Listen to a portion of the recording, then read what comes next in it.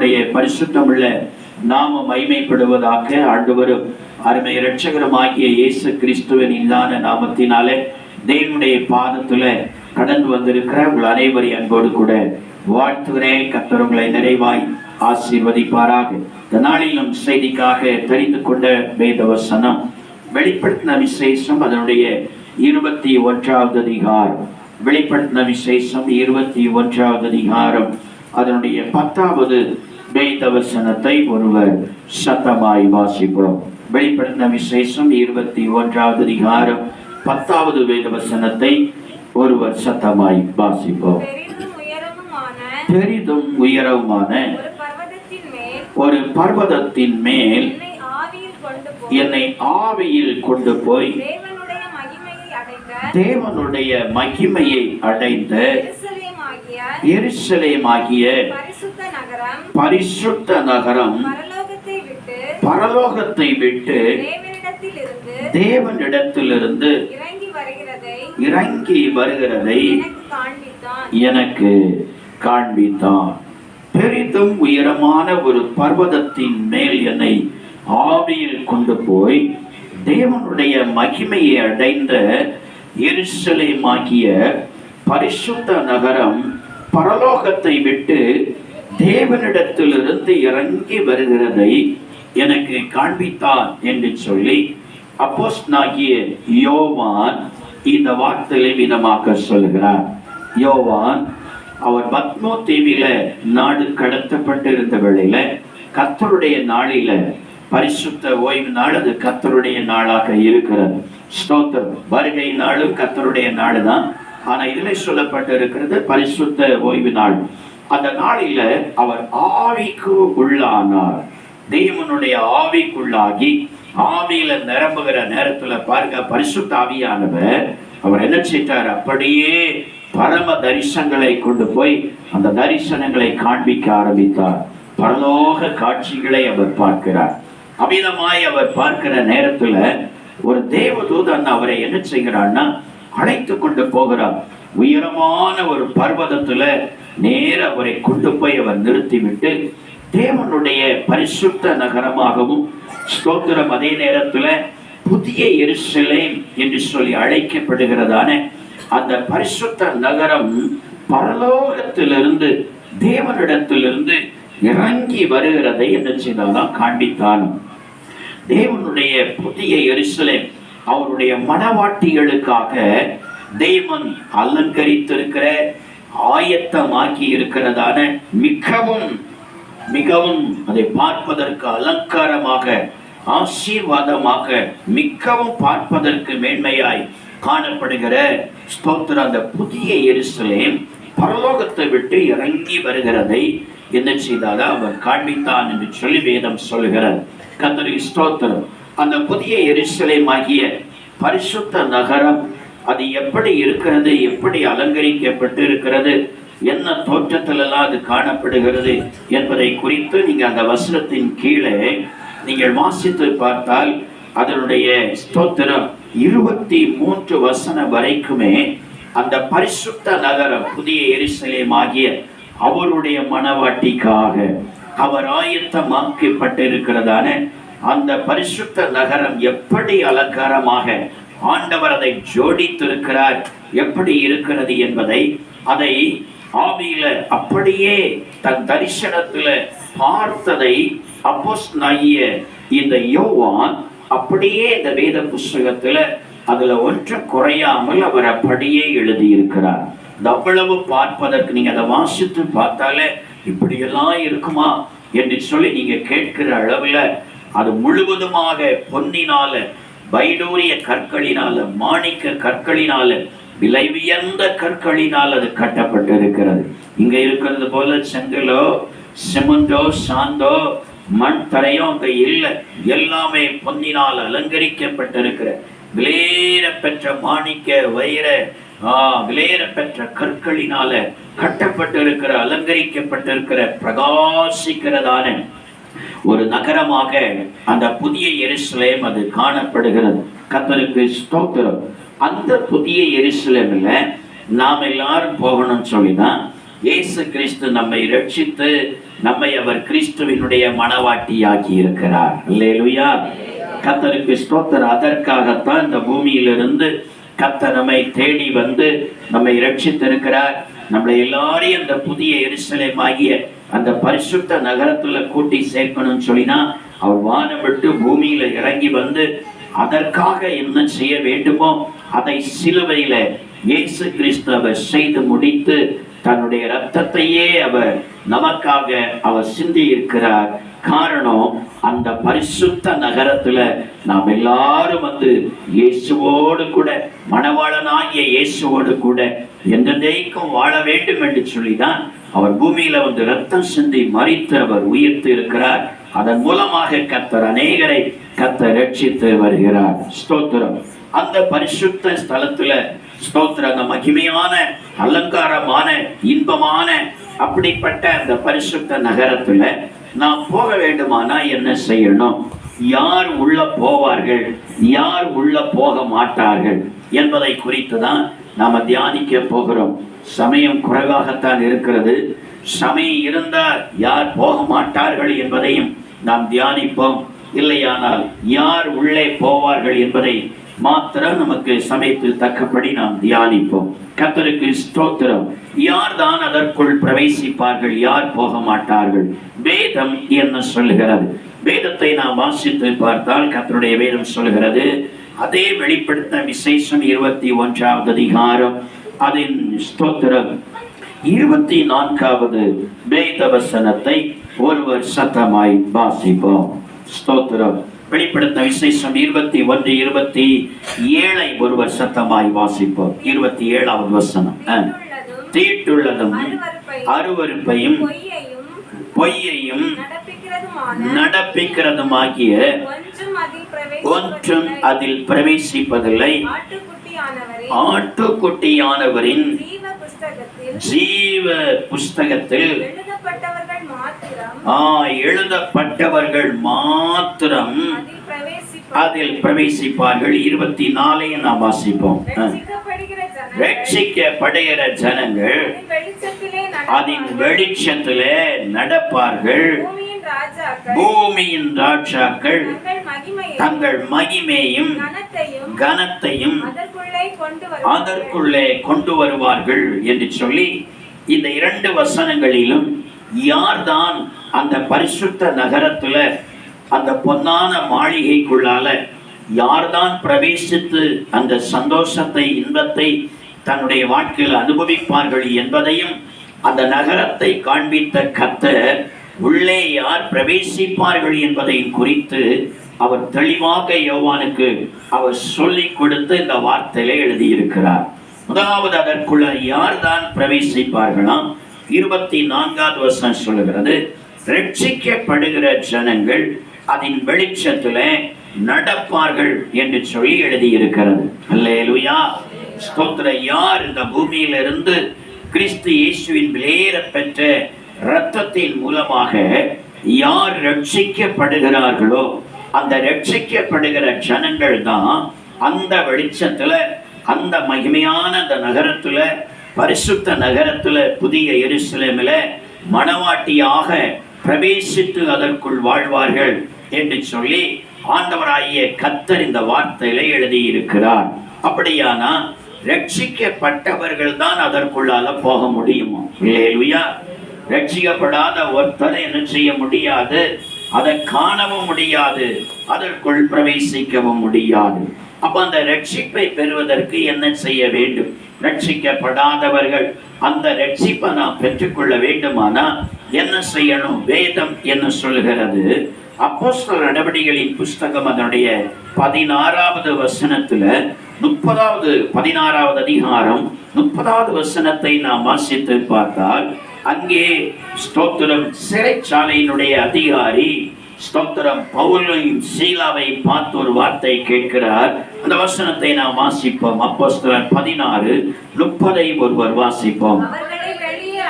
அவர்களை வெளியே அழைத்து வந்து, ஆண்டவமாரே, ரட்சிக்கப்படுவதற்கு நான் என்ன செய்ய வேண்டும் என்று சொல்லி கேட்டான். அல்லேலூயா. பாருங்க, பவுலும் சீலாவும் அந்த அடிப்பட்டு வஸ்திரம் எல்லாம் கிழிக்கப்பட்டு தன் சரீரத்துல காயப்பட்டு ரத்தம் சொட்டு கொண்டிருக்கிற அந்த நேரத்துல கூட அவளை பிடிச்சு சிறைச்சாலைக்குள்ளால அடைச்சி தொழு மரத்துல மாட்டி வைத்தார்களாம். தொழு மரத்துல மாட்டி வச்சாங்கன்னா சும்மா ஃப்ரீயா நமக்கு நிக்க முடியாது, நம்ம நிக்க முடியாது, ஃப்ரீயா எங்கேயும் போக முடியாது. கையையும் காலையும் அப்படியே என்ன செய்திருவாங்க, அந்த மரத்துல இவ்வளவுதான் இருக்கும் பாருங்க, இப்படி மாட்டி வச்சிருவாங்க. மாட்டி வச்சுட்டா அந்த தொழு மரத்துல தொழுகிறவர்கள், ஆண்டவரை தொழுகிறவங்க எப்படி நிக்கணும், அப்படிதான் நிக்கணும். ஒன்னி முழங்கால தான் நிக்கணும், இல்லைன்னா குறிச்சுதான் நிக்கணும். அல்லேலூயா, ஸ்தோத்திரம். அப்படிப்பட்ட அந்த கஷ்டமான அந்த சூழ்நிலையில, வேதையான சூழ்நிலை மத்தியிலும் இவர்கள் சங்கடப்படலை. ஐயோ, நாங்க இயேசுவுக்காக வந்தோம், எங்களை இந்த பாடுபடுத்தி இப்படி மாட்டி எங்களை வேதனைப்படுத்தி இருக்கிறாங்களேன்னு சொல்லி அளவும் இல்லை, வேதனை அடையவும் இல்லை. ஆனா அந்த சூழலின் மத்தியில் அவர்கள் என்ன செய்தார்களாம், தேவனை துதித்து பாடினார்களாம். அல்லேலூயா, அல்லேலூயா. அவர்கள் தேவனை துதித்து பாடின வேளையில பாருங்க, கர்த்தரே அந்த இடத்துல இறங்கி வந்தார்.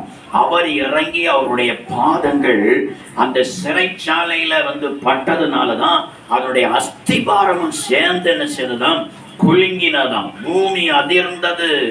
ஸ்தோத்திரம். அஸ்திபாரமே குலுங்கி இவர்களுடைய கட்டுகளும் கலந்தது. அதை கேட்டுக்கொண்டிருந்த எல்லாருடைய கட்டுகளும் கலந்தது.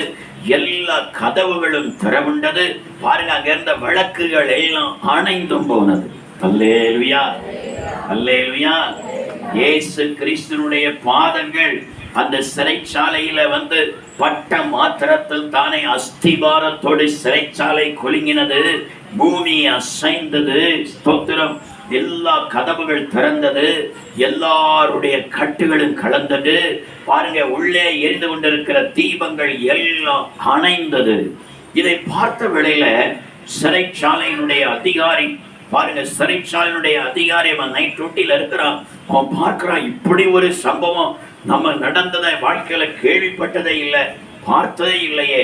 இந்த இரண்டு தெய்வ மனுஷர்கள் இப்படி அவர்கள் பாடி துதித்த வேளையில இவ்வளவு பெரிய ஒரு வல்லமை இறங்கி இந்த அளவுக்கு அசைவு உண்டாகி எல்லா கட்டுகளும் அளந்ததே, கலந்ததே, எல்லா கதவுகளும் தானாய் திறவுண்டதே, லைட்டுகள் எல்லாம், ஸ்தோத்திர, எல்லா விளக்குகளும் அணைந்து போனதே என்று சொல்லி அவன் என்ன செய்தான்னா, பயந்து இப்ப அந்த இருளுக்குள்ளால எல்லா கைதிகளும் ஓடி போயிருப்பார்கள் என்று சொல்லி பயந்து தன்னை மறுநாளில, ஸ்தோத்திரம், அதிகாரத்தில் இருக்கிறவர்கள் தன்னை கொலை செய்து விடக்கூடாது, அவர்களை பாதுகாக்க வேண்டிய நீ விட்டு விட்டாயே என்று சொல்லி அவனை கொலை செய்து விடக்கூடாது என்று சொல்லி அவர்கள் தன்னை கொள்வதற்குள்ளாக நம்மளே செத்துருவோம் என்று சொல்லினா அவன் பட்டயத்தை எடுத்து நினைச்சுதானா தன்னையே குத்தி கொலை செய்வதற்கு ஆயத்தமானானாம். அல்லேலூயா. அப்பொழுதுதான் உள்ளே அதை பார்த்துதானே பவுலும் சீலாவும் சொல்லுகிறாங்க, நீ உனக்கு ஒரு கெடுதியும் உண்டாக்க வேண்டாம், நாங்க யாரும் வெளியில போகல, நாங்க உள்ளதான் இருக்கிறோம். அல்லேலூயா. பாருங்க, அதை பார்த்த வேளையில அவன் உடனே அந்த சிறைச்சாலையின் அதிகாரி அவன் நடுங்கி என்ன செய்தான, பயந்து நடுங்கி நேர அப்போஸ்தலருடைய பவுலும் சீலாவுடைய பாதத்துல முகங்குப்புற விழுந்தானாம். விழுந்துட்டு கேட்கிறான் அவங்கள பார்த்து, ஆண்டவமாரே, நீங்க எல்லாம் சாதாரணமான ஆட்கள் இல்ல. அவன் நினைச்சுதான் உண்மையில இவர்கள் தெய்வ பிறவி என்று சொல்லி. அல்லேலூயா, ஸ்தோத்திரம். ஆண்டவன்மாரே, நானும் இந்த ரட்சிப்பை பெறுவதற்கு, நான் ரட்சிக்கப்படுவதற்கு என்ன செய்ய வேண்டும் என்று சொல்லி கேட்டான். அல்லேலூயா, ஹல்லேலூயா, ஸ்தோத்திரம். பாருங்க, அந்த வார்த்தை கேட்ட வேளையில தான் ரட்சிப்புக்கு ஏற்றதான ஆலோசனையை பவுல் அந்த இடத்துல அவர்களுக்கு சொல்லி அவர்களை அந்த ரட்சிப்புக்குள் வழி நடத்தினா. பாருங்க, ஒரே ராத்திரியில, அந்த ராத்திரியிலேயே அந்த சிறைச்சாலையினுடைய அதிகாரியினுடைய வீட்டார் எல்லாருமே ரட்சிக்கப்பட்டார்கள். அல்லேலூயா, அல்லேலூயா. பாருங்க, ரட்சிக்கப்பட்டதுக்கெல்லாம் ஆண்டவர் நினைச்சா அவ்வளவுதான், ஒரு நொடி பொழுது போதும், ஒரு சின்ன கிரிய போதும். ஆமா, ஒரு ராத்திரி போதும், கொஞ்ச நேரம் போதும், ரொம்ப காலம் நீட்ட வேண்டிய அவசியம் இல்லை. தேவன் நினைத்தா ஒரு நொடி பொழுதுல எந்த மனுஷனை ரட்சிப்பதற்கு அவர் போதுமானவராய் இருக்கிறார். அல்லேலூயா. முழு குடும்பத்தை ஆண்டவர் ஒரு ராத்திரிக்குள்ளால, விடியதுக்குள்ளால முழு குடும்பத்தை ஆண்டவர் ரட்சித்தார். பாருங்க எப்படி அந்த ரட்சிப்பு வந்தது. ஸ்தோத்திரம். அவன் ஆண்டவன் மாறே ரட்சிக்கப்பட என்ன செய்ய வேண்டும் என்று சொன்ன பொழுது பவுல் அவர்களுக்கு அந்த ரட்சிப்புக்கு என்ன ஆலோசனை சொன்னார் பாருங்க. முதலாவது நாம் வேதத்தில் வாசிக்கும் பொழுது அதே அப்போஸ்தலர் 16வது அதிகாரம் 31வது வசனத்தை நான் வாசித்து பார்க்கும் பொழுது கர்த்தருடைய வேதம் விவிதமாய் சொல்லுகிறது. வாசிப்போம். அதற்கு அவர்கள் கர்த்தராகிய இயேசு கிறிஸ்துவை விசுவாசி, அப்பொழுது நீயும் உன் வீட்டாரும் ரட்சிக்கப்படுவீர்கள் என்று சொன்னார். அல்லேலூயா. ஸ்தோத்திரம். இந்த ரட்சிப்பு வேணுமா? நாங்க இவ்வளவு கட்டுகளுக்கு மத்தியில, இந்த பாடுகளுக்கு மத்தியில இந்த இயேசுவை நாங்கள் துதித்து பாடுவதற்கும் அவர் வந்து இந்த கட்டிலங்களை விடுதலையாக்குவதற்கும் காரணமே எங்கிடத்தில் காணப்படுகிற அந்த ரட்சிப்பு தான். அல்லேலூயா, ஹல்லேலூயா. இந்த ரட்சிப்பு உனக்கு வேண்டுமா? இந்த ரட்சிப்பு உனக்கு வேண்டுமானால் கர்த்தராகிய இயேசு கிறிஸ்துவை நீ விசுவாசிக்க வேண்டும். அல்லேலூயா. இயேசு கிறிஸ்துவை எப்படி விசுவாசிப்பது? இயேசு கிறிஸ்து தான் மெய்யான தேவன் என்பதை முதலாவது விசுவாசிக்கணும். ஒரே ஒரு தெய்வம் மாத்திரம்தான் உண்டு. ஆண்டவர் சொல்கிறார், நான் வானத்தையும் பூமியும் சிருஷ்டிக்கையில வேற ஒரு தெய்வமும் என் கூட இருந்ததில்லை என்று சொல்கிறார். அல்லேலூயா. வானத்தையும் பூமியும் படைத்தவரும் வானத்தையும் பூமியும் அந்த படைப்புகள் அத்தனையும் ஆளுகை செய்கிற ஒரே ஒரு தெய்வம் தான் உண்டு. ஒரே ஒரு கடவுள் மாத்திரம் தான் உண்டு. அந்த ஒரே ஒரு தெய்வம் ஆண்டவராகிய இயேசு கிறிஸ்து மாத்திரமே. அல்லேலூயா. ஆண்டவர் சொல்லுகிற, எனக்கு முன்ன தெய்வம் சொல்லி வந்தால் அது தெய்வம் இல்லை, எனக்கு பின்னே பலர் தெய்வம் சொல்லி வந்தாலும் அவைகள் ஒன்றும் தெய்வம் இல்லை, நானே மெய்யான தேவனும் நித்திய ஜீவனுமாய் இருக்கிறேன் என்று சொல்லுகிறார். அல்லேலூயா, அல்லேலூயா. இந்த ரட்சிப்பு வேண்டுமானால் இயேசு கிறிஸ்து மட்டும்தான் தெய்வம் என்பதை நாம் விசுவாசிக்க வேண்டும். இயேசுவோடு கூட இன்னும் தெய்வம், பல தெய்வங்கள்ல இவரும் ஒரு தெய்வம் சொன்னீங்கன்னா உன் சரித்திரத்துல ரட்சிக்கப்பட மாட்ட, நீ நரகத்துக்கு தான் போவ. அவர் பல தெய்வங்கள்ல ஒருவர் அல்ல, ஒரே தெய்வம் இயேசு கிறிஸ்து. அல்லேலூயா, அல்லேலூயா. இயேசு கிறிஸ்து மாத்திரம்தான் ஒரே ஒரு தெய்வம், வேறொரு தெய்வம் இல்லை என்பதை நம்முடைய வாழ்க்கையில நாம் விசுவாசிக்க வேண்டும். இரண்டாவது, அவரை எப்படி விசுவாசிப்பது? அவர் பூமியில மனுஷனாக அவதரித்து வந்தது, அவர் பூமியில மனுஷனாக வந்து பிறந்தது, எனக்காகவே இந்த பூமியில் வந்து பிறந்தார், எனக்காகவே அந்த இயேசு கிறிஸ்து சிலுவையில் அறையப்பட்டார், எனக்காகவே அவருடைய சரீரத்தில் காயங்களை ஏற்றுக்கொண்டு என் பாவங்களை குணமாக்குவ, பாவங்களை அவர் கழுவி சுத்திகரிப்பதற்காகவும் என் சரீரத்தில் வருகிற எல்லா வியாதிகளை குணமாக்குவதற்காகவும் இயேசு தன் சரீரத்தில் காயங்களை ஏற்றுக்கொண்டார். என் பாவங்களை கழுவி சுத்திகரித்து என்னை ரட்சிப்பதற்காக அவருடைய ரத்தம் முழுவதையும் சிந்தினார். இந்த ரத்தம் சிந்தப்பட்டது என் பாவத்திற்காக.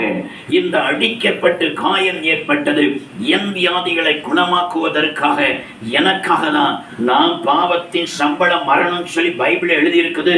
நான் செய்த பாவத்திற்கு நான் தான் சாகணும், ஆனா என்ன வாழ வைக்க வேண்டும் என்பதற்காக இயேசு எனக்காக மரித்தார் என்று சொல்லி உள்ளத்துல விசுவாசித்து நான் அதை சொன்னாலே ஆண்டவர் சொல்கிற, நீ ரட்சிக்கப்பட்டுருவ.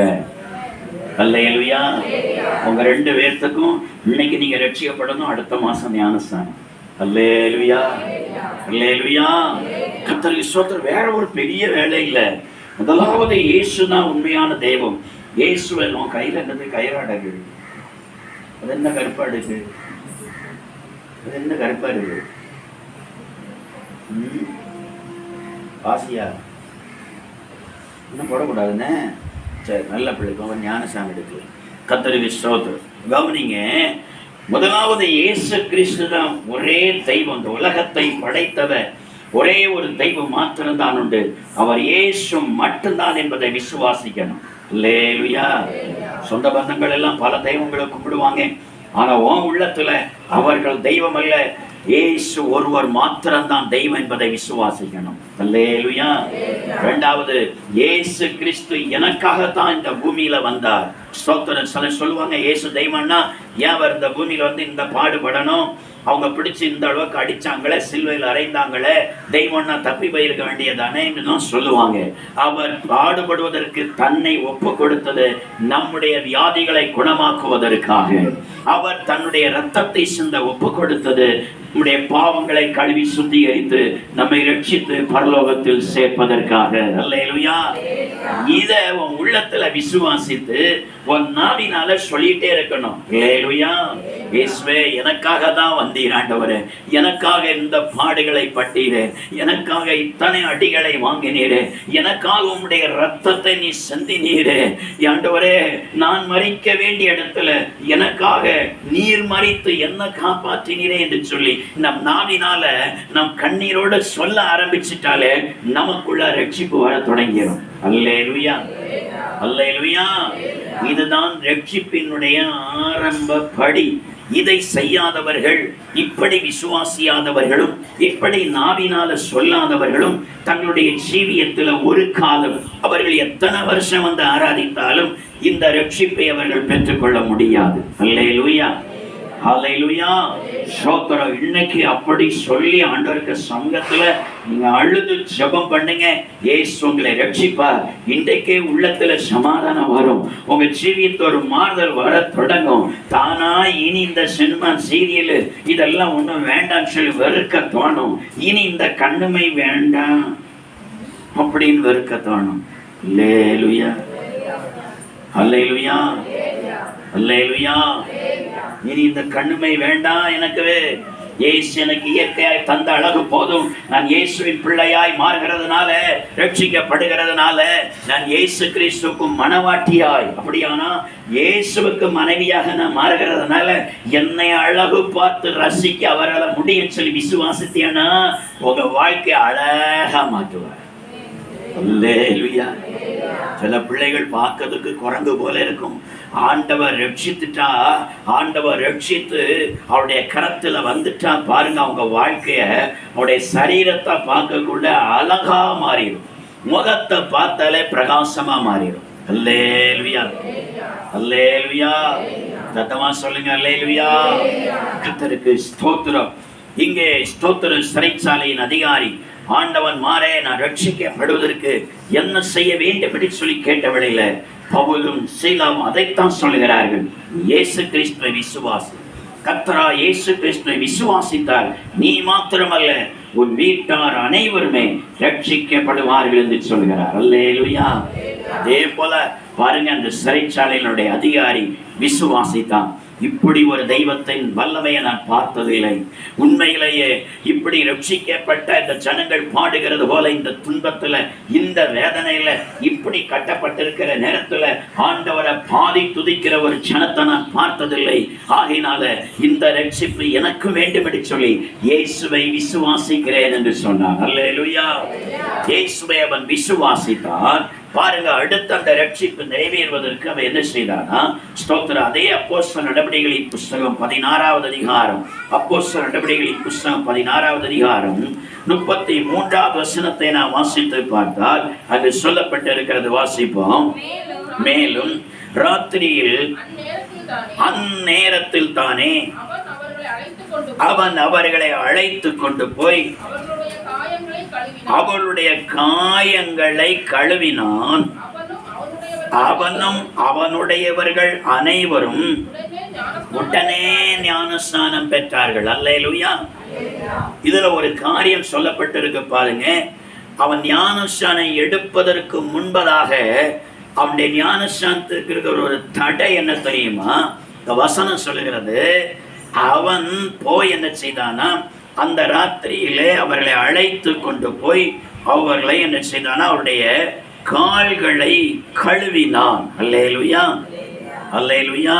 அவருடைய காயங்களை கழுவினான். சில நேரத்தில் சிலரை குறித்து, சில விசுவாசியை குறித்து, சிலருடைய பிள்ளைகளை குறித்து, பரிசுத்தவான்களுக்கு வெளியில சரீரத்துல காயம் இல்லாட்டாலும் எங்க காயம் இருக்கும் சொல்லுங்க அம்மா?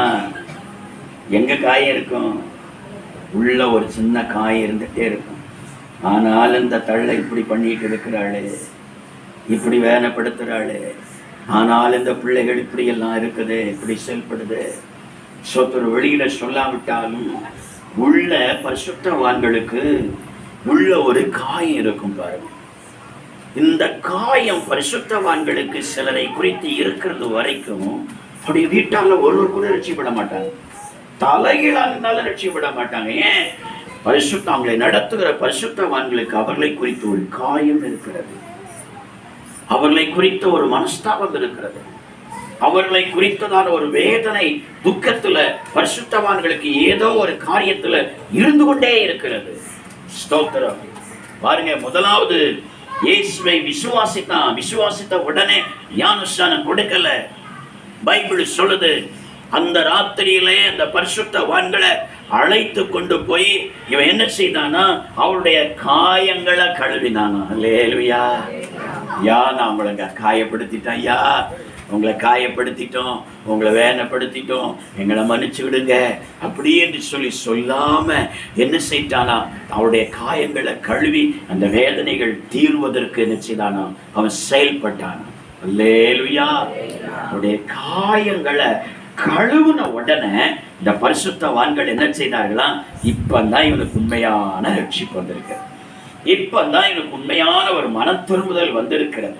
தன் பிழையை உணர்ந்து, தன் குற்றங்களை உணர்ந்து, தன்னுடைய வாழ்க்கையில பரிசுத்தவான்களுடைய கால்களை இவன் கழுவ தொடங்கிட்டானே, காயங்களை கழுவ தொடங்கிட்டானே என்று சொல்லி உடனே என்ன செய்தார்களாம், அந்த ராத்திரியில அவனுக்கும் அவனுடையவர்கள் அந்த வீட்டில் இருந்த அத்தனை பேருக்கும் அந்த ராத்திரியிலேயே ஞானஸ்நானம் கொடுத்தார்களாம்.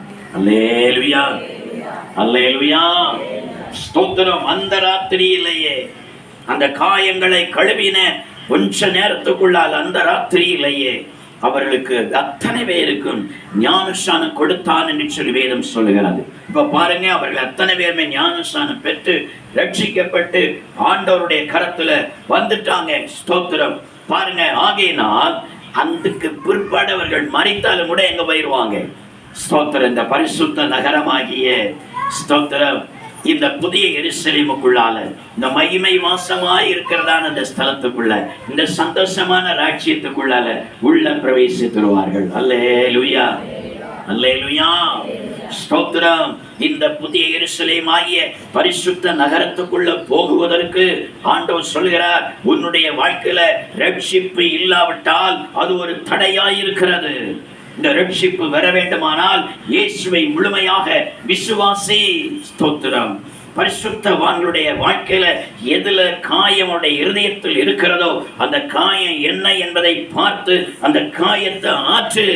உன் பிள்ளைகளுக்கு உடனே கர்த்தர் ஞானஸ்நானம் எடுக்க வைப்பார். அல்லேலூயா, அல்லேலூயா.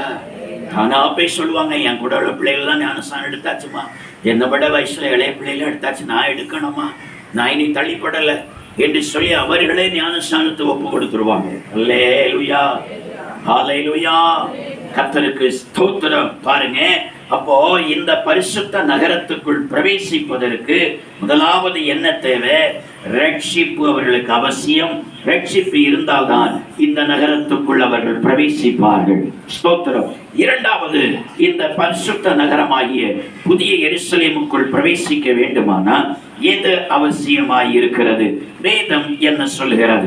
அதை வெளிப்படுத்தின விசேஷம் அதனுடைய 20வது அதிகாரம். ஸ்தோத்திரம். வெளிப்படுத்தின விசேஷம் அதனுடைய ஸ்தோத்திர 21வது அதிகாரம் அதனுடைய 27வது வசனத்தை வாசிப்போம். 21வது அதிகாரம் 27வது வசனத்தை வாசிப்போம். தீட்டுள்ளதும் அருவருப்பையும் பொய்யையும் நடப்பிக்கிறதுமாகிய ஒன்றும் அதில் பிரவேசிப்பதில்லை. ஆட்டுக்குட்டியானவரின் ஜீவ புஸ்தகத்தில் எழுதப்பட்டவர்கள் மாத்திரம் அதில் பிரவேசிப்பார்கள். அல்லேலூயா, அல்லேலூயா. ஆட்டுக்குட்டியானவர் ஆண்டவராய் இயேசு கிறிஸ்து அவருடைய ஜீவ புஸ்தகத்துல பரலோகத்துல வைத்திருக்கிற அந்த ஜீவ புஸ்தகத்துல யார் யாருக்கு பேரெல்லாம் அவர் எழுதினாரோ அந்த ஜீவ புஸ்தகத்தில் எழுதப்பட்டவர்கள் மாத்திரம். பாருங்க, அதில் ஒரு மாத்திரங்கிற வார்த்தை சொல்லிட்டு, மற்றவங்க என்னதான் தலைகீழா நின்னாலும் ஏதோ பணத்தை கொடுத்தாலும் யாது சொத்தை கொடுத்தாலும் யாது நகையை கொடுத்தாலும் உள்ள என்ன செய்ய முடியாது, போக முடியாது. பைபிள்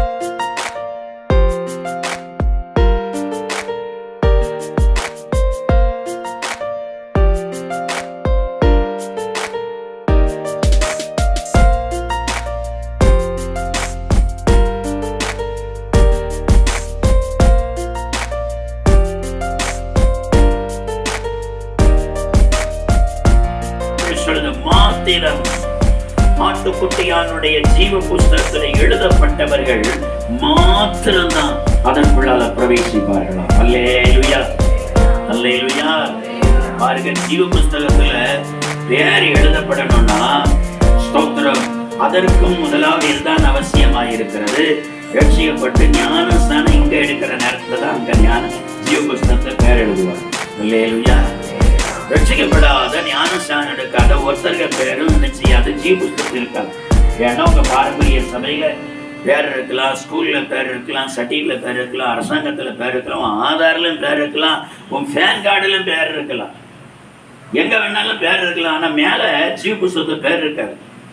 ஜீவ புஸ்தகத்துல பேர் எப்ப எழுதுகிறார்? நீ இங்க உன்னை அர்ப்பணித்து ரட்சிக்கப்பட்டு தண்ணியில இறங்கி தண்ணிக்குள்ளால மேல நிக்கிறது வரைக்கும் நினைச்சு அது பேர் எழுதப்படாது. அவன் புஸ்தகம் திறந்து வச்சுப்பா, எழுதுறதுக்கு பெண்ணு கையில் எடுத்து ரெடி ஆச்சு. தண்ணிக்குள்ளால நீங்க இறங்குறது வரைக்கும் புஸ்தகம் திறக்கப்பட்டு பெயர் எழுதப்படுவதற்கு ரெடியா வச்சுட்டே இருப்பார். அந்த தண்ணிக்குள்ளால இறங்கி உங்களுக்காக ஜெபம் பண்ணி, பிதா குமாரன் பரிசுத்த ஆவி நாமத்தினால உனக்கு ஞானஸ்நானம் தருகிறேன் என்று சொல்லி முக்கிற நேரத்தில் பாருங்க, இப்படி முக்கிற நேரத்திலேயே எழுத தொடங்குவார். அல்லேலூயா, அல்லேலூயா. அப்பந்தான் சிவ புஸ்தகத்துல பேர் எழுதப்படும். அது வரைக்கும் என்ன செய்யாது, பேர் இருக்காது. பரலோகத்துல பேர் இருக்காது. பரலோகத்துல என்ன இருக்காது, பேர் இருக்காது. என்ன செய்தாலும், என்ன கிரியை செய்தாலும், என்ன நற்கிரியை செய்தாலும் ஜீவ புஸ்தகத்துல பேர் இருக்காது. ஜீவ புஸ்தகத்துல பேர் எழுதப்படணும்னா இங்க தண்ணிக்குள்ளால என்ன செய்ய வேண்டியது இருக்கிறது? ஞானஸ்தானத்தை மூழ்கி எடுக்கிற நேரத்துல தான் நம்ம பேர் அங்க எழுதுவார். அல்லேலூயா, அல்லேலூயா, ஸ்தோத்திரம். சரி, அடுத்து நம்முடைய பேர் அங்க இருக்கணும்னா என்ன செய்யணும்? ஒரு வார்த்தை சொல்லுகிறது, வாசிப்போம். வெளிப்படுத்தின விசேஷம் அதனுடைய 3வது அதிகாரம். வெளிப்படுத்தின விசேஷம் 3வது அதிகாரம் அதனுடைய 5வது வேத வசனத்தை ஒரு வருஷத்தமாய் வாசிப்போம். ஜெயம் கொள்ளுகிறவன் இவனோ, அவனுக்கு வெண்வஸ்திரம் தரிப்பிக்கப்படும். ஜீவ புஸ்தகத்திலிருந்து அவனுடைய நாமத்தை நான் கிறுக்கி போடாமல் என் பிதா முன்பாகவும் அவருடைய தூதர் முன்பாகவும் அவன் நாமத்தை அறிக்கையிடுவேன். ஜெயம் கொள்ளுகிறவன் எவனோ அவனுக்கு வெண்வஸ்திரம் தரிப்பிக்கப்படும். ஜீவ புஸ்தகத்திலிருந்து அவனுடைய நாமத்தை நான் கிறுக்கி போட மாட்டேன்னு சொல்றேன்.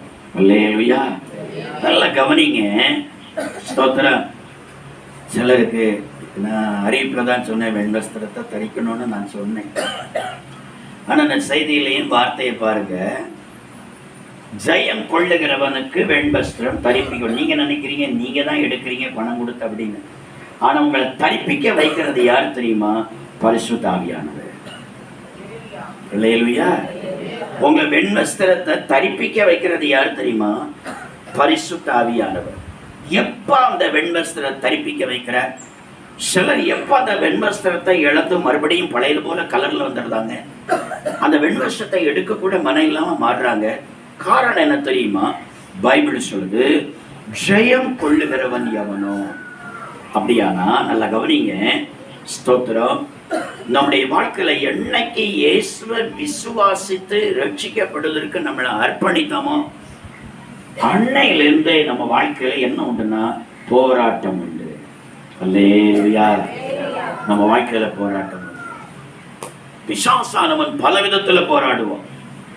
நமக்கு விரோதமாக எங்கெல்லாம் போராடணுமோ அங்கெல்லாம் போராடுவோம். முதல்ல போராட்டம் எங்க வரணும்னா வீட்டிலேருந்து வரும். ஹேய், வெள்ளை ட்ரெஸ் என்ன போட்டிருப்பாரு? யார் செத்து போன? மனைவி வெள்ளை ட்ரெஸ் போட்டா புருஷன் கேட்பான், நான் செத்தா போனேன்.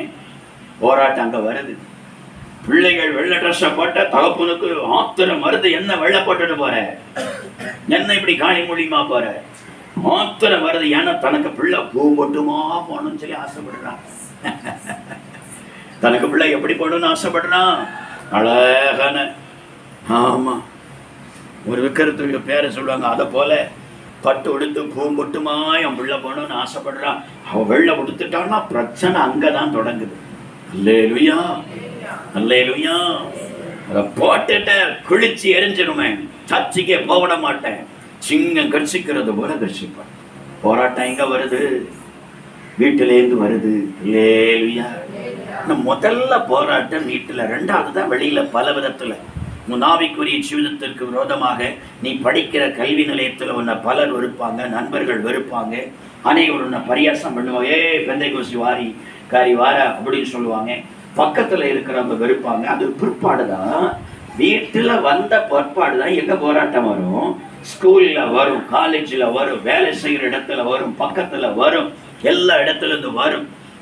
இன்னும் நம்முடைய வாழ்க்கையில என்னென்ன விதத்துல பிசாசானவன் போராட்டத்தை பரிசுத்தத்துக்கு விரோதமா கொண்டு வரணுமோ அப்படிப்பட்ட போராட்டம் எல்லாம் கொண்டு வருவான் பாருங்க. இதுல ஒரு ஆத்மா தன்னுடைய வாழ்க்கையில விழுந்து போச்சு, ஜெயமெடுக்கல. வீட்டுல இருந்து வந்த போராட்டத்திலையும் ஜெயிக்கல. இல்ல நான் அப்படிதான் போடுவேன். நான் இப்ப என்ன சினிமா தியேட்டருக்கா போனேன், தைரியமா கேட்கறதுக்குள்ள கழிவு கிடையாது. சினிமா தியேட்டருக்கு போனானா, பிராந்தி கடைக்கு போனானா, சிகரெட் அடிச்சனா, வெத்தலை போட்டனா, நான் வேற ஏதாவது பாவம் செய்யறேனா, ஏதாவது பைக்கட்ட போய் பேச நிக்கிறேனா, ஆண்டவருக்கு சமூகத்துல நான் பரிசுத்தமான நல்ல வஸ்திரத்தோடு வெண்வஸ்திரத்தோடு போறல, இதுல என்ன பிரச்சனை? சந்தோஷப்பட வேண்டிய நீங்க இவ்வளவு அதற்கு எதிர்ப்பு தெரிவிக்கலிச்சு கேட்கறதுக்குள்ள கழிவு சிலர் கிடையாது. அடங்கி அப்படி இருந்துருவாங்க. தோல்வி, முதல் தோல்வி வீட்டுல, தன்னுடைய முதல் தோல்வி வீட்டுல. அதே போல சகோதரிமாரு, ஆமா, இப்படி புருஷன் கேட்க ஆரம்பிச்சோன்னா திருப்பி இந்த காரியத்தை சொல்லி அந்த காரியத்தை ஜெயம் எடுப்பதற்கு ஷபத்தோடு கேட்கணும். நீ செபிக்காம போய் கேட்டீங்கன்னா அடி அளவுல போட்டுருவா. அல்லேலூயா. அடி என்ன செய்துருவா? தகப்பனும் அளவுல போடுவான், புருஷனா இருந்தாலும் அளவுல போட்டுருவான். நீ நல்லா செபிக்கணும், அதுக்காக செபிக்கணும். இதுல நான் ஜெயம் எடுக்கணும்ப்பா. ஜெயம் எடுக்கிறவன், ஜெயம் கொள்ளுகிறவன் வெண் வஸ்திரம் தரிப்பிக்கப்படும் சொல்லி இருக்கிறீங்க. நான் இதுல முதலாவது இந்த வீட்டுல நான் ஜெயிக்கணும்ப்பா. நான் ஜெயிக்கணும், என்னை பலம் தாரோ, எனக்கு பலம் தாரோ. ஆண்டவர் என் கூட நில்லும், என் கூட நில்லும் என்று சொன்னா ஆண்டவர்கிட்ட ஜெபிக்க ஜெபிக்க ஜெபிக்க ஜெபிக்க கர்ச்சிக்கிற சிங்கம் போல எழும்பி வந்த அந்த வார்த்தைகளுடைய அந்த வேகம், அதனுடைய வீரியம் நாளடைவில் ஜெபிக்க ஜெபிக்க அந்த வீரியம் குறைஞ்சிக்கிட்டே வரும். அல்லேலூயா. அந்த வீரியம் குறைஞ்சு ஆசை எந்தாலையும் போ அப்படின்ட்டுருவா. அதுக்கு அர்த்தம் என்ன? உனக்கு எப்படி தோணுமோ அப்படி போ. உங்களுக்கு எப்படி தோணுது? நான் மென்வஸ்திரம் தரித்து பரிசுத்தவான்களாக ஆண்டவருக்கு வார்த்தை கீழ்ப்படிந்து பரலோகத்துக்கு போகணும் தானே உங்களுக்கு தோணுது. அதைத்தானே புருஷன் சொல்ற, எந்தாலையும் போ, எனக்கு ஒண்ணு இல்லைன்றுவோம். அல்லேலூயா, அல்லேலூயா. உனக்கு ஜெயம் வந்துட்டுது, எந்தாலையும் போய் எனக்கு ஒண்ணு இல்லைன்னா உனக்கு ஜெயம் கிடைச்சிட்டு, வீட்டுல ஜெயம் கிடைச்சிட்டுது. அல்லேலூயா, ஹல்லேலூயா. இல்ல வேண்டாம், அது அங்க இருக்கட்டும், நம்ம ஒன்றும் வேண்டாம்.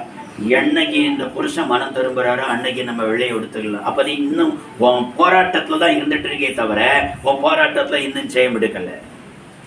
ஆமா, என்னைக்கு இந்த அப்பா மனம் திரும்புதோ அன்னைக்கு நம்ம வெளியே எடுத்துக்கலாம்னு சொன்னா இன்னும் நீ அந்த போராட்டத்துல தான் இருந்துட்டு இருக்கே தவிர இன்னும் நீ ஜெயம் எடுக்கல. ஹல்லேலூயா. அல்லது வெள்ளைய உடுத்த நீ வாங்கின நீ உடுக்க உனக்கு மனம் இல்லைன்னா எங்கோ ஒரு இடத்துல ஒரு தோல்வி உனக்கு வந்திருக்கிறது. எங்கேயோ நீ தோற்று போயிருந்து உன் மனசாட்சி வாதிக்குது, நமக்கு வெள்ளை உடுக்கிறதுக்கு நாம தகுதி இல்லை.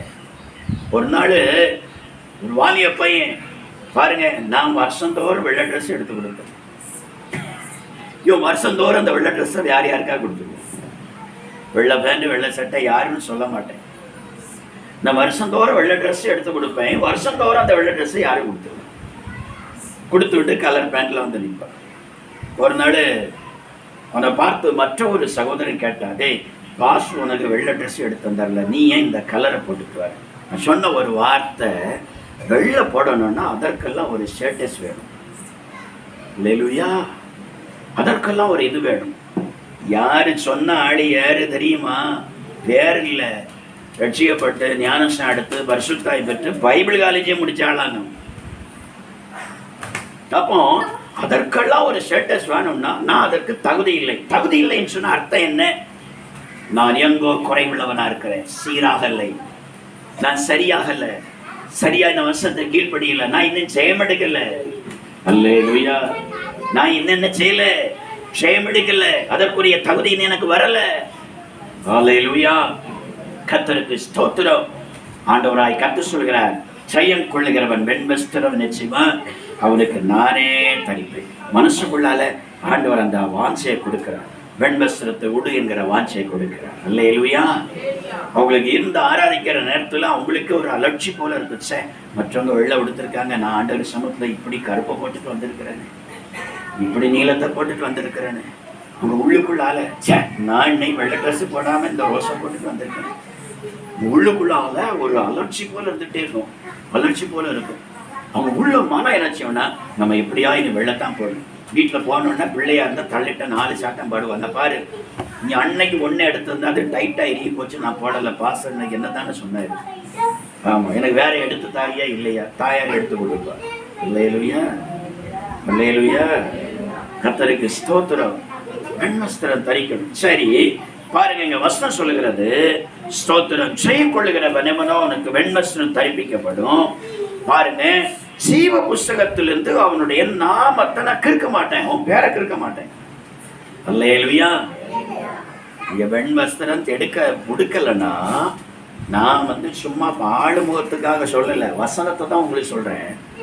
பைபிள் சொல்லுது, நீ வெண்வஸ்திரம் நீ உடுக்கலன்னா, நீ ஜெயம் எடுக்கல, இன்னும் போராட்டத்தில் இருக்கிறாய். அல்லது வெண்வஸ்திரத்தை களைச்சிட்டியனா, போட மனம் இல்லைன்னா நீ தோற்று போனாய். நீ தோற்று போன போராட்டத்துல இருக்கிற அப்படியான்னு சொன்னா, ஆண்டு சொல்கிறார், ஜீவ புஸ்தகத்திலிருந்தே உன் பேரை கிரிக்கிறேன்னு சொல்ற. பிரச்சனையே இங்க இருக்குது வெள்ளை ட்ரெஸ்ல. சில நேரத்துல சொல்லிடுவாங்க, வெள்ளை ட்ரெஸ் போட்ட உடனே எல்லாரும் பரிசுத்தவான்கள் தானோ, நல்லா தானே நடக்கிறாங்க. அம்மா ஒரு வார்த்தை சொல்றேன், வெள்ளை ட்ரெஸ்ஸை போட்டவங்க எல்லாம் ரொம்ப பரிசுத்தவான்களா, பரிசுத்தவாட்டிங்களா? வெள்ளை வெள்ளை போட்டுட்டு என்னென்ன கிரியைகள் செய்யறாங்க எல்லாம் எனக்கு தெரியாதா? நல்ல கவனி. வெள்ளையும் போட்டவங்களுக்கு தன்னுடைய வாழ்க்கையில சில காரியத்துல இடரல் இருக்கிறது என்று சொன்ன, வெள்ளையே இல்லாதவன் வாழ்க்கையில எவ்வளவு 1000 மடங்கு இடரல் இருக்கு. அதை சிந்தித்து பார்க்கணும். ஒரு நாள் பாருங்க, நம்முடைய தலைமை போதகர பவுண்டராக இருந்த ராட்சேந்திரன் ஐயாவை பார்த்து அவருடைய மருமகன் ஆலன் பாருங்க, ஒன்று பெரிய பாண்டிச்சேரியில் பெரிய ஒரு ஊழியக்காரர். நைட்டு வந்து அவங்க மாமா கூட நம்முடைய ராஜேந்திரன் பாஸ்டர்கிட்ட கர்த்தர் பிடித்து அடைச்சிட்டு பரலும் போயிட்டார். அவரை பாட்ட பேசிட்டே இருக்கிற நேரத்தில் பாருங்க, மருமகன் மாமா நட்ட கேட்டாரா, மாமா வெள்ளை போடணும்னு சொல்றீங்களா மாமா? இந்த பாருங்க, வெள்ளை போட்டவங்க பண்ணுற அக்கிரமத்தை பாருங்க, வெள்ளை போட்டிருக்கிறவங்களுக்குள்ள யாருக்குள்ளையாவது சாட்சி இருக்குதா, ஒன்னுலையாவது அதை போல நடக்கிறாங்களா அப்படின்னு சொல்லி கேட்ட வேளையில பாருங்க, இப்ப சமீபத்துல ஒரு கன்வென்ஷன்ல அதே மருமகன், எங்க மாமா என்கிட்ட இந்த வார்த்தை சொன்னாரு அப்படின்னு சொன்ன வார்த்தை. அப்ப நம்ம ஐயா சொன்னாரா, ஏய் மருமனே, வெள்ளை போட்டுறவனுக்குள்ளேயே சாட்சி இல்லைன்னு சொல்லி 1000 குற்றம் கண்டுபிடிச்சா, அவன் வெள்ளை போட்டவன் கர்த்தருக்காக அர்ப்பணிச்சவன். வெள்ளை போட்டு கர்த்தருக்காக அர்ப்பணித்தவளுக்குள்ளேயே சில காரியத்துல இருக்குமானா, குறை இருக்குமானா, வெள்ளையே எனக்கு வேண்டாம் முழுவதுமா தோற்று இருக்கிறவர்களால எத்தனை மடங்கு அதிகமான பாவம் இருக்கும், எந்த அளவுக்கு அதிகமான குறை இருக்கும் அப்படின்னு சொன்னார். அல்லேலூயா, அல்லேலூயா. கர்த்தருக்கு ஸ்தோத்திரம். அதுதான் நிச்சயம், வசனம் அப்படித்தானே சொல்லுது. நீ ஜெயம் எடுக்கலன்னா வெண்வஸ்திரம் தரிக்க மாட்டேன், வெண்வஸ்திரம் தரிக்கலன்னா நான் ஜீவ புஸ்தகத்திலிருந்து உன் பேரை கூட நான் கிரிக்கிறேன் சொல்றேன். அல்லேலூயா. சத்தமா சொல்லுங்களேன். அல்லேலூயா. ஜீவ புஸ்தகத்துல பேர் வேணுமா? 2வது நீ ஜெயம் எடுக்கணும். உனக்கு வருகிற போராட்டத்துல நீ போராட்டத்துல நீ ஜெயம் எடுத்து, யாரு என்ன வேணாலும் சொல்லிட்டு போட்டையா, யார் என்ன வேணாலும் பேசிட்டு போட்டு, நான் தெய்வ சங்கத்தில் ஆண்டவரை ஆராதிக்க போகிறேன்னா இப்படிப்பட்ட இந்த வஸ்திரத்தோடு தான், இந்த வெண்வஸ்திரத்தோடு தான் ஆராதிப்பேன்னு சொல்லி ஒரு வைராக்கியம் வந்துட்டால் ஜெயம் வந்து விட்டது. உன்னுடைய பெயர் ஜீவ புஸ்தகத்தில் எழுதப்பட்டிருக்கும். அல்லேலூயா, அல்லேலூயா. சிலரை நான் கவனிச்சிருக்கிறேன், ஊழியத்துல ஒரு காலம் வல்லமையாய் பிரகாசித்து வெண்வஸ்திரத்தோடு ஊழியர் செய்தவர்கள் பின் நாட்கள்ல வெள்ளைய கம்ப்ளீட்டா விட்டுட்டாங்க. கம்ப்ளீட்டா அந்த என்ன செய்யிட்டாங்க, அந்த வெள்ளையை விட்டுட்டாங்க. சிலர் வெள்ளையை விட்டவர்களை எங்க பார்க்கலாம் தெரியுமா? டிவிக்கு முன்னால சினிமாவை எப்போதும் பார்க்கிறத பார்க்கலாம். வெண்வஸ்திரத்தை விட்டவருடைய வாழ்க்கையில சாட்சியை முழுவதுமாக இழந்து போனதை பார்க்க முடிகிறது. சிலர் ஊழியத்துல கூட இல்லாமல் போனதை பார்க்க முடிகிறது. கர்த்தருக்கு ஸ்தோத்திரம். அவர்களுக்குள்ள ஒரு பின்மாற்றம் வருகிற நேரத்துல, உலகத்தின் மேல் ஒரு நாட்டம் வருகிற நேரத்துல, உலக ஆசா பாசங்களுக்கு மேல ஒரு இச்சை வருகிற நேரத்துல வெண்வஸ்திரம் அவர்களுக்கு அலட்சியாய் இருக்கிறது. ஸ்தோத்திரம். அது அப்படியே அவர்கள் விட்டு விடுகிறாங்க, வேண்டான்னு சொல்லி. அதுதான் ஒரு பின்மாற்றம், அதுதான் ஒரு தோல்வி. அப்பொழுதுதான் அவருடைய பெயர் ஜீவ புஸ்தகத்திலிருந்து கிறுக்கப்படுகிறது. அல்லேலூயா, அல்லேலூயா, அல்லேலூயா. கர்த்தருக்கு ஸ்தோத்திரம். பாருங்க, ஆண்டவர் சொல்கிறார், என்ன செய்யணும்? உன் புஸ்தகத்துல, ஜீவ புஸ்தகத்துல உன் பேர் இருக்கணும்னா, நீ ஜெயம் கொண்டவன் எவனோ அவனுக்கு வெண்வஸ்திரம் தரிப்பிக்கப்படும். ஜீவ புஸ்தகத்திலிருந்து அவனுடைய நாமத்தை நான் கிறுக்கி போடவே மாட்டேன். என் பிதாவுக்கு முன்பதாக அந்த மனுஷருடைய பெயரை நான் அறிக்கையிட்டுக் கொண்டே இருப்பேன் சொல்கிறார். அல்லேலூயா. சத்தமாய் சொல்லுவோம், அல்லேலூயா. ஸ்தோத்திரம். அதே போல இந்த ஒரு வார்த்தையை மட்டும் நான் சொல்லி நான் முடிக்கிறேன். மீதி யார் பிரவேசிக்க மாட்டார்கள் என்பதை குறித்து அடுத்த வார்த்தையில நாம் தியானிக்கலாம். ஸ்தோத்திரம். பிலிப்பியர்கள்ல நிருபம் 4வது அதிகாரம் 3வது வசனத்துல நான் வாசித்து பார்த்தால், நம்ம ஏற்கனவே அடிக்கடி நாம் தியானித்ததான வசனம் தான். பாருங்க, ஊழியத்துல ஏதாவது ஒரு பகுதியில பிரயாசப்பட்டுட்டே இருக்கணும். அல்லேலூயா. ஊழியத்துல ஏதாவது ஒரு பகுதியில பிரயாசப்பட்டு இருக்கணும். அல்லேலூயா. ஏதாவது செய்துட்டு இருக்கணும். ஊழியத்துல ஏதாவது செய்யணும். ஒன்னை சுவிசேஷத்தை மற்றவங்களை சொல்லியாத அழைச்சிட்டு வரணும். ஸ்தோத்திரம். இல்லைன்னா என்ன செய்யணும்? பிரசங்கம் பண்ண முடிஞ்சா பிரசங்கம் பண்ணணும். இல்லைன்னா என்ன செய்யணும்? பாட்டு பாடணும். அல்லேலூயா. இல்லைன்னா கீபோர்டு போடணும். இதெல்லாம் ஊழியத்துல ஒரு பகுதி. ஆமா, நமக்கு ஆண்டவர் தந்த கிருபைக்கு தக்கபடி, தாளத்துக்கு தக்கபடி ஒன்னி மற்றவங்களை அழைச்சிட்டு வரணும் சுவிசேஷத்தை சொல்லி. இல்லையானா இங்க இருந்து பாட்டாது பாடணும். இல்லையானா கீபோர்டாது போடணும். இல்லையானா சண்டே ஸ்கூலாவது என்ன செய்யணும்? எடுக்கணும். அல்லேலூயா. பிள்ளைகளுக்கு ஆண்டவருக்கு வார்த்தை என்ன செய்யணும்? கற்றுக் கொடுக்கணும். அல்லேலூயா. ஸ்தோத்திரம். இல்லையானா வந்து என்ன செய்யணும்னா இந்த பாயெல்லாம் விரிச்சு, அல்லேலூயா, இந்த இடையெல்லாம் தூத்து பெருக்கி தொடச்சி இந்த பாயெல்லாம் விரிச்சு சேரெல்லாம் போட்டு நீங்க தொடச்சாலே இதுவே பெரிய ஊழியம் தான். அல்லேலூயா. ஏதாயிலும் செய்துட்டு இருக்கணும். ஆண்டவருக்காக நீ செய்யணும். அப்பதான் உன்னுடைய பேர் ஜீவ புஸ்தகத்துல இருக்கும். சில நேரங்கள்ல ஏதாயிலும் ஒரு பகுதியில் இந்த ஊழியங்கள்ல, சண்டே ஸ்கூல் ஆனாலும் சரி, கீபோர்டு போட்டாலும் சரி, பாடுகிறதானாலும் சரி, பாய் விரிக்கிறதானாலும் சரி, வேற எந்த ஊழியமா இருந்தாலும் சரி, அதை சில நேரங்கள்ல சிலர் அதை அசதியா எண்ணி விடுகிறாங்க, அசதியா இருந்து விடுகிறாங்க. அந்த பைபிள் ஒரு வசனம் சொல்றது பாருங்க, எரேமியாவில் இருக்குது. கர்த்தருடைய வேலையை அசதியாய் செய்கிறவன், சொல்லுங்க, உங்க வாயை சொல்லுது பாத்தீங்களா? மறந்திருந்த வார்த்தை. ஆண்டவருக்கு வேலை செய்துகிட்டே இருக்கணுமா? நாம ரட்சிக்கப்பட்டாச்சா? ஞானஸ்நானம் எடுத்தாச்சா? ஜீவ புஸ்தகத்தில் பேர் எழுதப்பட்டு இருக்கிறதா? இனி கிறுக்கப்படாம இருக்கணுமா? ஏதாயிலும் ஒரு பகுதியில தேவனுடைய வேலையை நம்ம செய்துட்டே இருக்கணும். இந்த வேலையை, அல்லேலூயா, இந்த வேலையை அசதியா செய்தா என்ன வந்துருமா? சொல்லுங்க. ஏன்னா நான் சொன்னா பாஸ்டர் மேடையிலேருந்து எங்களை நல்லா நாங்கள் ஏதாவது நல்ல வார்த்தை சொல்லி ஆசீர்வதிப்பாருன்னா எங்களை சாபம் போட்டு அனுப்பிட்டாருன்னு நீங்கள் சொல்லுவீங்க. அதனால பாதி வசனத்தை நான் சொல்கிறேன், மீதி வசனத்தை நீங்களே சொல்லுவீங்க. அல்லேலூயா. இப்போ நான் உங்களை சாபம் போட மாட்டேங்களே. அல்லேலூயா. கர்த்தருக்கு வேலையை அசதியா செய்கிறவன் பாருங்க, ஆண்டவருக்கு வசனம் சொல்லுது. அப்போ ஆண்டவருக்கு வேலை என்ன வேலையா இருந்தாச்சு? சின்ன ஒரு வேலையா இருந்துச்சு. இப்போ போயிட்டா இந்த பிள்ளை வந்து நம்ம மகா போனதோட ஞானஸ்நானம் எடுத்த வந்து கீபோர்டு போடுறா. நல்லது, கர்த்தருக்கு ஸ்தோத்திரம். பாட்டு பாடக்கு நேரமே வந்திருந்து பாடுறாங்க, கர்த்தருக்கு ஸ்தோத்திரம். சண்டே ஸ்கூல் எடுக்கிறவங்க நேரம் வந்து சண்டே ஸ்கூல் எடுக்கிறாங்க, கர்த்தருக்கு ஸ்தோத்திரம். சனிக்கிழமை வந்து எல்லாம் தூத்து எல்லாம் தொடச்சி எடுத்து நீட்டாக்குறாங்க, கர்த்தருக்கு ஸ்தோத்திரம். இன்னும் இந்த ஞாயிற்றுக்கிழமை சனிக்கு இந்த வியாழக்கிழமையும் வந்து அதை கொஞ்சம் தூத்து தொடச்சி எடுத்து இந்த பாயெல்லாம் போட்டால் நல்லாயிருக்கும், எனக்கு கொஞ்சம் ஈஸியாக இருக்கும். இல்லைன்னா நான் தான் அதையும் செய்ய வேண்டியது இருக்கிறது. கர்த்தருக்கு ஸ்தோத்திரம். அல்லேலூயா. சனிக்கிழமையும் காலையில் வந்து இதை ஒரு தூத்து பாயெல்லாம் விரிச்சு போட்டால் எனக்கு கொஞ்சம் ஆந்தலாக இருக்கும். கர்த்தருக்கு ஸ்தோத்திரம். சோதர் சரி, என்ன வேலையா இருக்கட்டுமே, சண்டே ஸ்கூல் வேலையா இருக்கட்டுமே, துடைக்கிற வேலையா இருக்கட்டுமே, கீபோர்டு போடுற வேலையா இருக்கட்டுமே, பாடுற வேலையா இருக்கட்டுமே, பிரசங்கிக்கிற வேலையா இருக்கட்டுமே, சுவிசேஷம் சொல்ற வேலையா இருக்கட்டுமே, ஆனா அந்த வேலைய நம்ம அசதியா செய்யக்கூடாது. கடைக்கட்டு பருவ பார்த்துக்கலாம், கடைக்கட்டு சண்டே ஸ்கூல் இன்னும் இல்லை, 2 வாரம் கழிச்சு பார்த்துக்கலாம். துடைக்கிற வேலை இன்னைக்கு பார்க்க வேண்டாம், கடைக்கட்டு வேற யாரும் செய்து போட்டு இன்னைக்கு என்ன பாட்டு பாடாது. நம்ம இல்லை நாங்கள் பாடக்க ஆள் இல்லை, நம்ம இல்லை நாங்கள் கீபோர்டுக்கு ஆள் இல்லை. இதை நீ அசதியா செய்யாத, நீ உற்சாகமாய் செய்தால். அப்போஸ்தலனாகிய பவுல் கொரிந்தியருக்கு எழுதுகிற நேரத்துல நான் உற்சாகமாய் செய்தால் அதற்கு பலன் உண்டு என்று சொல்கிறார். அல்லேலூயா. நீ ஆண்டவருக்கு வேலையில நீ என்ன வேலை செய்கிறியோ அதை உற்சாகமா செய்ய.